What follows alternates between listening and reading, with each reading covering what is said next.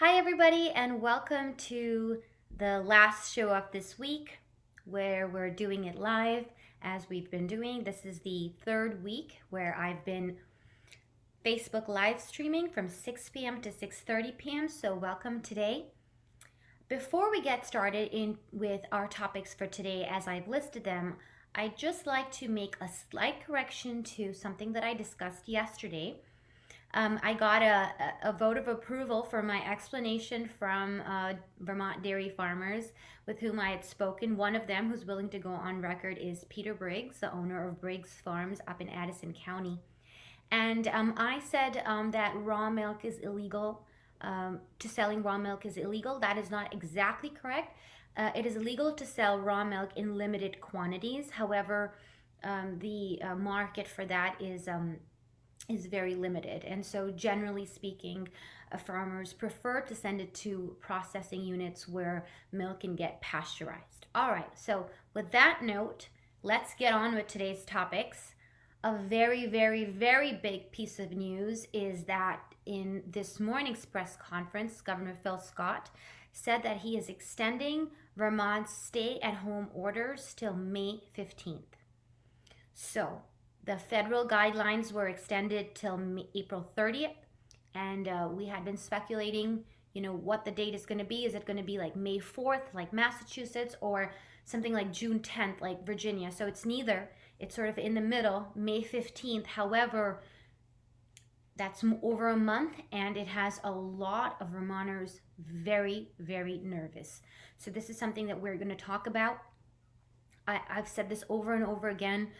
It really depends on how strong your foundation is going into the crisis that will determine what your outlook is on the other side.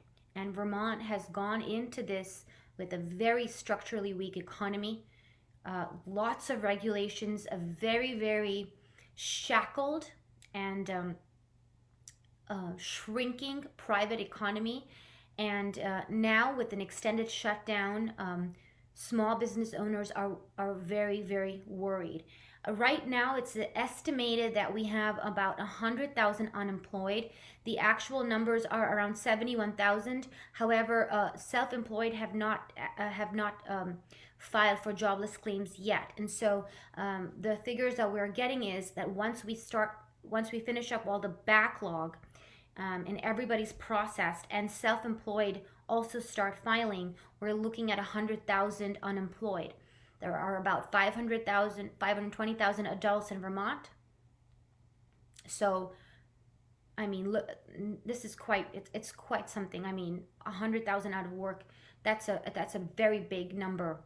And the consequences of that in terms of economy, in terms of social, in terms of financial, and also public health are very scary. That's the only word that comes to mind. Now, there was an article today by Art Wolf that he's someone that we're going to be talking about a lot today. He was formerly a professor of economics at UVM, and now he's a commentator. He writes about economic aspects, and he wrote a column today where he predicts 1 in 3 Vermonters will be out of a job by the end of the summer. That is, if this continues. Now, we know it's shut down till May. Hotels have been allowed to make reservations June 15th onward. So it's not going to be that on May 16th, everything is back up and running. It's not going to be like that. And again, I don't know if, we don't know if the stay-at-home orders are prolonged beyond May 15th. But if I want to be very, very, let's say, pessimistic about it, or some would say realistic, I imagine that we're not going to see recovery or reopening of the economy until, at least mid-June, going into even July 1st. And of course, this is my own opinion, my speculation, but if I envision the future, it's not just about saying, hey, look, everything's back to normal, businesses are open. It's also about restoring public confidence and restoring public faith that everything is okay and it is actually safe to go out. Because let's say we don't feel safe, we don't feel confident, you can go ahead and say open up the restaurant, but nobody will go. So if you really want a full recovery, it's important to restore public health, to show that things are under control, and to have a plan, to have a transparent plan explaining why this number, what are we expecting, when this is going to happen. And that kind of transparency is something that I'm finding very hard to find, and not just at the state level, but even at the federal level. I'm finding it hard to understand what's going on. Patrick Moore is a Canadian scientist. He's actually a climate scientist. He's a PhD in that subject, and he was one of the co-founders of Greenpeace. But over the years, as he felt that the organization has become more and more politicized, he broke from them. And now he actually talks about climate change a lot and climate statistics, and he calls out a lot of the computer models that predict catastrophe. Now, why am I bringing up climate change? Because he made a very interesting observation, and he said when it comes to computer models, it is very, very hard to make predictions that actually come true when all the factors are so varied, when it's a dynamic moving system like the Earth's climate, or in this case when we don't have enough data, we don't understand the baseline of how many humans over the worldwide, or in the United States, are actually infected. We don't actually know that, right? We don't know, because in some cases you're asymptomatic, you shed the virus, but you don't actually develop any disease, but you've been exposed to it. So you actually do have antibodies in your blood, which is just a sign saying that you've been exposed to the virus. So my point is, just like the Earth's climate, in this particular case, when we have a novel coronavirus that no one knows how to treat, no one knows how many have actually been infected, and what are the reasons why some people fall ill. Now, earlier we heard that it was older people, those with underlying, immune compromised symptoms and diseases. While that's still true, some people who are in their 40s have fallen ill and they don't have any underlying conditions. So there's a lot of uncertainty.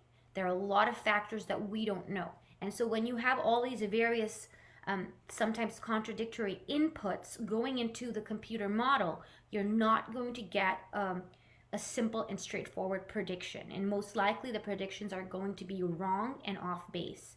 And that's what Patrick Moore said. He said, why haven't we learned anything from the catastrophe of the computer models? How can you just completely base public policy and put blind faith in a non-linear dynamic model, where with many varying factors going in, most of which we don't understand? We haven't learned a lesson from that. And so now what we have with the COVID-19 computer model predictions, you have them saying there's going to be 200,000 people dying, but now it's dropped to 60,000, and such varying, fluctuations in what the outcome is confusing.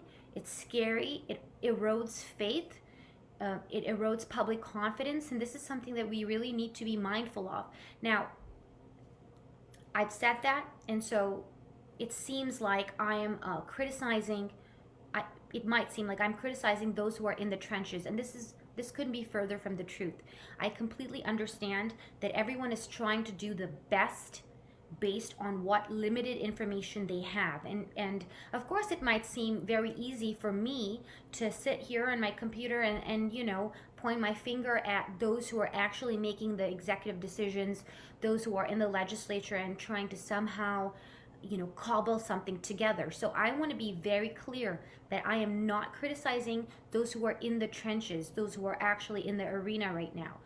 But at the same time, I also want to bolster public support and public confidence, and I want to do that by trying to be as transparent as possible and unpacking or untangling various complicated aspects that all of us are trying to grapple with. And so this is one area where I think there is a very clear difference from those who are on the right and those who are on the left. So in the left, there is a tradition of deferring to the experts. Now, the experts could be anybody. Usually, it's somebody who has a PhD or a lot of education. And that doesn't mean that they don't know what they're talking about. Absolutely, they do. But there is a sort of, shutting down of everybody else and all other voices and sources of information, and sort of a hierarchical deference, almost like a blind faith to this authority. They decide who's the authority, and we're just going to do exactly what they want. Sort of a technocrats, the scientists. You've heard that a lot. Whereas on the right, there is more of a feeling that when it comes to complex situations, information comes from many areas, in sort of a social basis for it. So it's not one strong man, one leader at the top who knows everything because he has 5 PhDs. It's many different people coming in together, and the pooling together of that information is the best way to find a solution forward. So definitely people who have PhDs, MDs, people who have a lot of healthcare experience, public health experience, epidemiologists, definitely those people. But also economists, also small business owners who know what the economy looks like, because they actually have put their whole life into opening a restaurant or a grocery store or a small boutique or anything, any kind of a restaurant, that information and those voices are also important. And this idea of a collective pooling of information is really what the market is all about. And in a place like Vermont, where we have a very socialized economy, I'm sorry that some people don't like the word socialism, and there are a lot of negative connotations, that are associated with that. And some people take issue with my calling Vermont's economy a socialized economy, but I'm afraid it is. I'm afraid it absolutely is. When in a state where the largest employer is the government, and the entire population is just about 600,000, I'll come to that a little later. When you look at how many government employees are there per capita, or so per person, we are very, very high. We are 26% higher than the national average. Okay, so it's a very, very government heavy state. And so when you have a state like that, you're going to find, and the other two sectors are K through 12 education, higher education like UVM, and also UVM Health Network. So it's very, very state heavy. When you have that kind of a system, you're going to have a lot of voices go for the left point of view, where let's listen to the expert, whoever the expert is, and do exactly like that. And we've also seen that particular group of people, those cultural influencers, those politicians, hate on the free market, an absolute disgust and revulsion for the word free market. It is used as a form of abuse over and over. And it's the analogy, or the equivalency that they draw to free market is greed, money loving, money grubbing, which is so ridiculous. I talked, I think earlier this week, about the ugly caricatures that people on the far left put forward, and we should absolutely reject that. No, the free market is not about greed or profit. A free market is the best known, and I mean, it is ironic, but it is the best known system in human civilization, where you have chaos because there are so many different factors, but the most efficiency. We have seen this over and over again. This is a system which seems very chaotic, but gets the best results when you want innovation, when you want creativity, entrepreneurship, and progress. Ironically, the word progress, which has been completely co-opted by the far left, progress, advancement comes through a system where people are able to pool in their knowledge and resources toward a particular goal, whatever that is, whether it's selling a product, or whether that's, in this case, finding a solution to the best way to deal with the pandemic. And so I've talked earlier this week about how this is our opportunity for those of us on the right to really make a case, for a course correction as far as where Vermont is going. So it's absolutely vital for us to say that it's not just one model or two models, or one technocrat or one scientist. It's all kinds of factors that we need to take into consideration. We have to look at the entire picture. And so, what does that mean when you look at the entire picture? On average, a small business, on average I'm talking about, in the US, a small business has resources to last for 27 days. In some cases, they can push it. We've seen a good majority has about 45 days. So let's say for whatever reason they are forced to shut down, they can make it just between 27 and 45 days. Okay. What happens now? May 15th? I mean, what if it goes on longer? 60 days? Well, in that case, most of these small businesses, even medium-sized businesses, will not be able to come back. So the Art Wolf has projected that 1 in 3 will be unemployed by the end of the summer. Maybe, God forbid, that goes even more. The point is that the economy will go into a recession and probably a depression. So we need, and this is why I posted right before I started to saying that the way that the economic consequences of a prolonged shutdown means that politics as usual cannot continue in Vermont. It just cannot.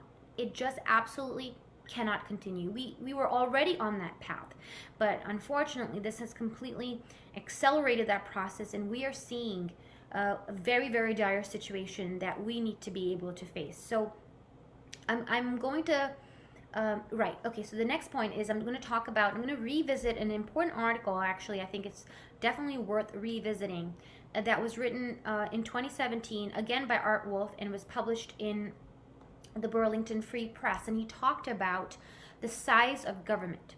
And as I just mentioned a little while ago, per capita, when you measure how many government employees do we have per capita in Vermont, we are more than 26% the national average. So let's look at this. The total number of full-time equivalents that are employed by, so we have full-time and part-time. So when you sort of round it up and say, you know, what is the full-time equivalents that are employed by state and local governments in Vermont, we have about 40,130, let's say 40,000 full-time equivalent personnel. 40,000, that's quite a lot. And when you normalize that by the population, so when you see in terms of our population, it's 26% more than the national average. There are only 3 other states that have more government employees than Vermont as a share of the total population. That is Wyoming, Alaska, and Kansas.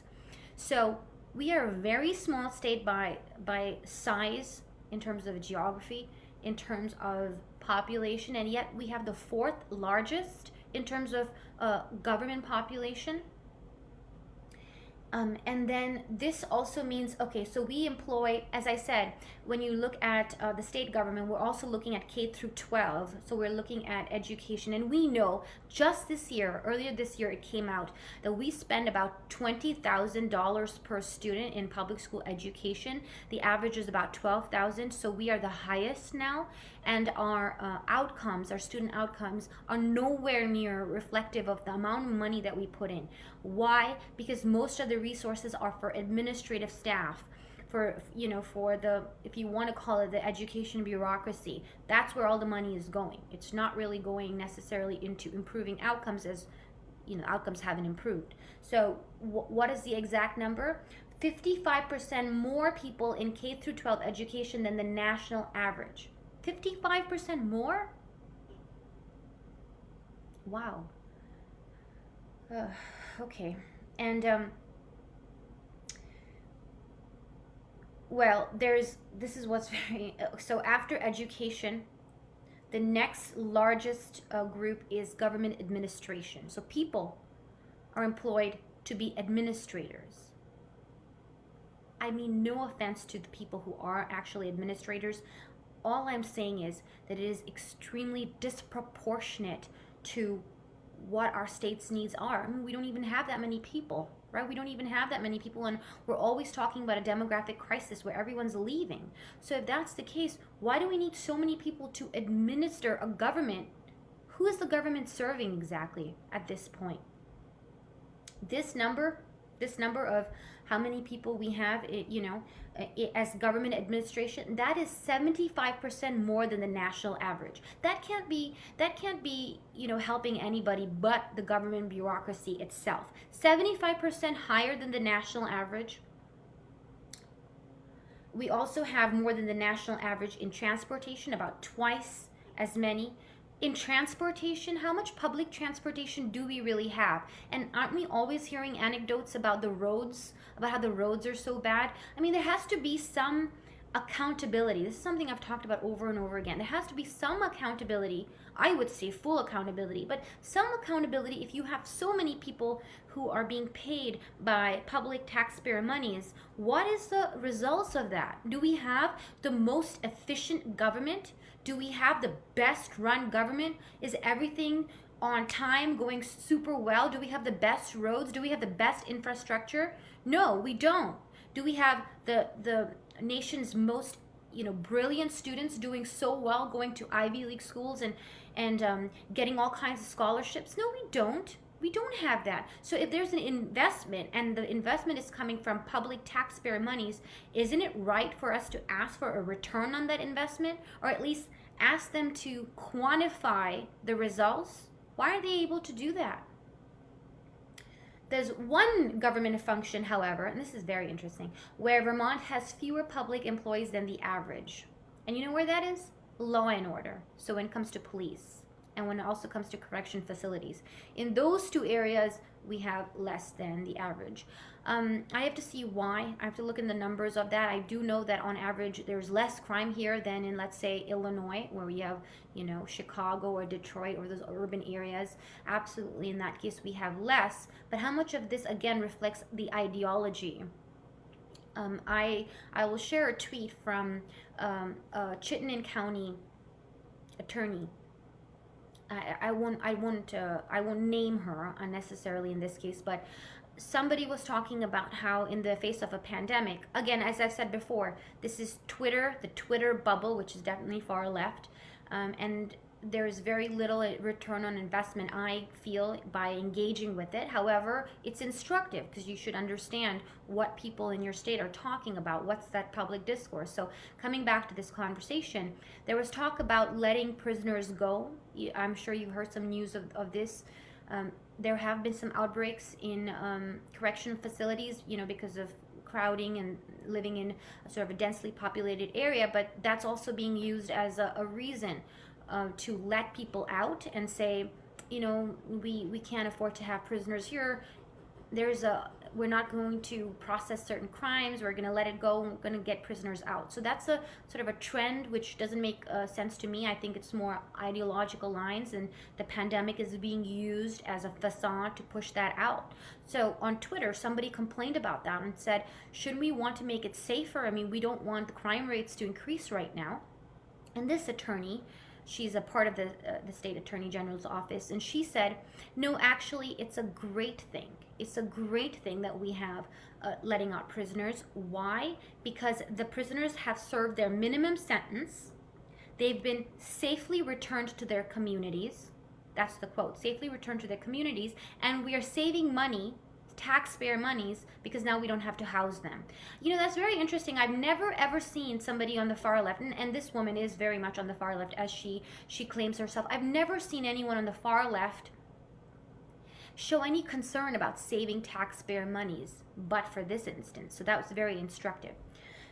Anyway, so that's coming to the point where we have the only place where we have lesser than average government functionaries in police and in correctional facilities, and I think that's really,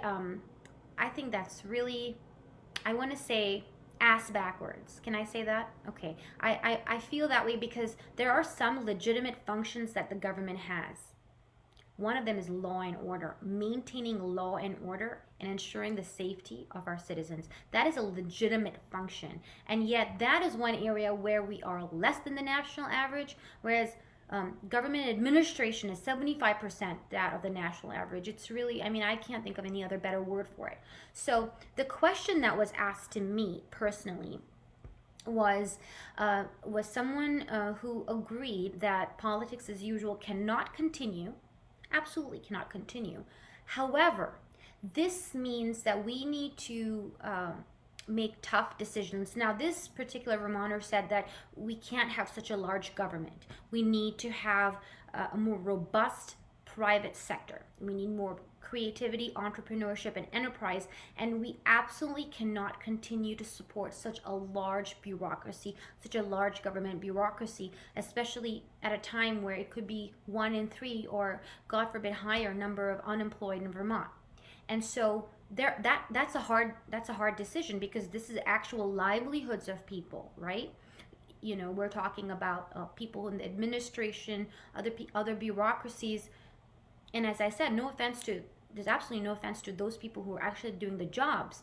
But if you're saying, I want to change the course of Vermont and move it away from its socialized economy into something where there are opportunities for everyone to create prosperity for themselves, to own property, wealth creation, save money, have businesses that are actually sustainable. When we look at economic growth as the number one driver, there has to be a massive course correction, and that will mean in the short term some people have to lose their jobs who are right now employed by the government.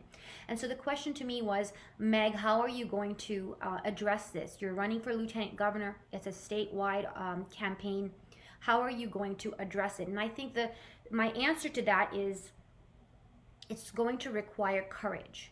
And I think if you know anything about me, if you read any of my writings, or you followed my career before the campaign began, or as running as a candidate for lieutenant governor, I don't think you would accuse me of not having courage. Patience, okay, that's an area where I definitely need to work on. But courage, I think I think everybody can safely conclude that I have it. And I'm willing to step into the arena and bring up these issues. So my goal here is not just to be a thinker and a writer, in an ivory tower, thinking about these philosophical ideas in an abstract way. No, I don't want to do that. I really want to be able to apply it specifically to Vermont, to change our future so that it is pro-prosperity and pro-freedom. And to do that, I need to be a political actor. I need to be able to step into the arena and face the incoming fire, which I am willing to do, I'm ready to do, and I am already doing it. And so the answer is courage. The answer is conviction in your future, and conviction in what your vision is, and being able to articulate it, present it to the people of Vermont and say, do you agree with me? Let's have a discussion about it. If you agree with me and you do think that this is the way that we want to go, well, then we have to join forces and do it together and say, we need to change the course now. 2020 is the way, right now is the year, and is the time to do it, because it just can't continue.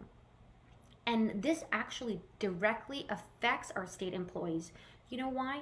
Because our state employees, and including our public school teachers, those who are retired, they depend on pensions, right? We have a pension system. Those are promises that the government has made to them. These are promises that need to be kept. But these pensions have been underfunded for decades. Why? Because our government is the supermajority, which is on the left. So this money, comes from the general fund. The general fund is what you collect. You collect it in taxes, okay? And so let's say there's an X amount, and now these are some promises that have been made, the pension. Instead of fulfilling it, they think, let's kick the can down the road and let's use these for some other pet projects, some other ideological programs. Let's just spend it and do what we want to do with it. And we have seen over and over again where they complain. They say, you know what, if we didn't have to fund these pensions, these public pensions, we'd have so much more money to play with. Well, I'm sorry, but that's not how it works. You've made a commitment and you've got to fund it, and yet they've not done it. So now what happens? Okay, our economy, our national economy has been shut down from the top. This is going to affect markets. These public pensions are not just sitting there somewhere. They're all invested. They're all invested in the stock market. The stock market keeps going up and down. If we continue the shutdown for a while, it'll crash. And when it crashes, whatever little investment, little return that's coming back as a result of this being invested, that will even get lesser and lesser. So there is going to be no money, or very little money, for the pensioners. What's going to happen to them? The state will just tell them, as this has happened in other states, this has happened in Detroit, this has happened in other cities that have gone bankrupt. They just say, I'm sorry, but there's no more money. You have to now fend for yourself. Whereas the pensioners have made calculations year after year. They're retired. They're depending on this money. This is a promise that the government made to them. There's going to be no money. What's going to happen? The legislators right now are just going to say, sorry, we don't have any money, or we just have 1/10 of the money that we promised you, and that's it. Take it or leave it. That's not going to help our state employees either. We cannot continue in this direction. And my final note that I'll say, because I've heard this over and over again, where we have people talking about, oh, look, the Republicans in Congress passed a $2.2 trillion historic relief package. So they're all about big government. Oh, look, we should have a universal basic income. This is a vindication of socialism. No. Okay, no. That's just absolutely wrong-headed. You know why? Because first of all, it's not like Congress or anybody else is saying we're going to keep giving you this money year after year, year after year. No, this is a one-time thing that happened because the government told private enterprises to shut down. That has never happened before. Absolutely unprecedented. Not only in living memory, it did not happen during the Spanish flu either, which is the only comparable pandemic that we can think of in modern times. In this moment, the government told restaurants and bars and grocery stores and other businesses, boutiques, florists, carpenters, loggers, everybody, they told them you cannot work. You're shutting down and you're going to sit at home. So because the government did that, there is an obligation for the government to say, all right, well, here's some relief money. This is not socialism. This is absolutely not socialism. And anybody who uses this as an example to say, oh, look, socialism is the path forward, does not know what they're talking about. So please do correct them. Okay, this is just absolutely wrong. Moving forward, we have to decide. Because I'm going to be very frank with you. The Vermont economy is not going to be able to survive a prolonged shutdown into the summer. We were the only state that had still not recovered from the 2008 Great Recession. So whereas other 49 states had finally got out of the hole, but not us. So we're going into this with serious disadvantages. We cannot continue with politics as usual, with business as usual. What are the Democrats saying right now? They're wondering, oh no, what's going to happen? They're expecting some $400 million less in their budget, their revenues to make their budget this year, next month, next month in May. So what are they thinking? What are they saying? What's the talk around the reporters in State House? What taxes can we increase? That's what they're saying. What taxes can we increase? Can we put in a gas tax or a carbon tax or fuel tax right now? No. I've heard story after story from Vermonters saying that they're waiting for their federal relief check so that they can pay their property taxes in Vermont. The relief package wasn't meant for money to go from the federal government to the Vermont state government. I'm sorry, it's not going to work like that. If you're still thinking along the same lines of tax and spend, even now in the face of this pandemic, it's not going to work. We have to think in a different model, which is what? Economic growth. That's it. Economic growth is what is going to bring us out of this hole. And for that to happen, we need a private sector. Yes, we need that free market to come again. We need the regulations gone. We need red tape gone. We need to get out of the way of business. We need to invite people to come here and open shops here, whether it's big companies like IBM or medium-sized companies or small mom and pop shops. We need to get out of the way, and economic growth and development. That is going to be the engine that brings us out of this.